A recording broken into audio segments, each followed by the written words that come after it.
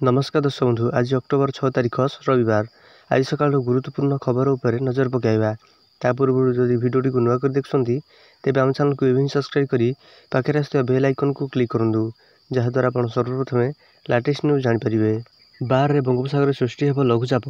शक्तिशाली आशंका भुवनेश्वर आसंता 12 तारिख कि 13 तारिख बेलू केन्द्रीय बंगोपसागर एक लघुचाप सृष्टि हेब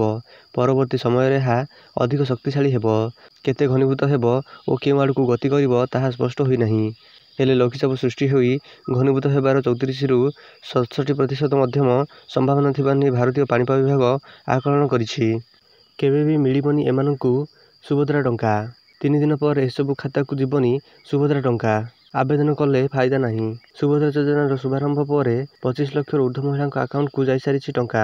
प्रथम पर्यायर 25 लाख ऊर्ध्व महिला सुभद्रा टंका पाइथिबा बेले द्वितीय पर्यायर आउ 40 लाख ऊर्ध्व महिला खाता को आसंता अक्टोबर 9 तारिख रे जीव टंका। एपटे सुभद्रा पर आवेदन प्रक्रिया जारी रही बेले बर्तमान सुधा 1 कोटी ऊर्ध्व महिला एथिपाई आवेदन कर सारे परवर्ती पर्यायर टंका केते आकाउंट को जीव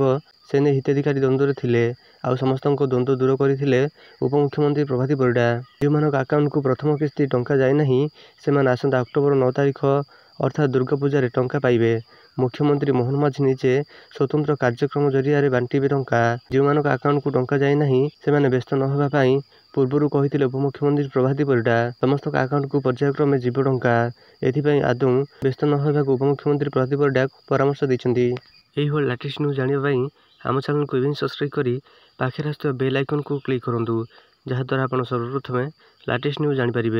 भिडियोटी शेष पर्यंत देखिथिबारु धन्यवाद।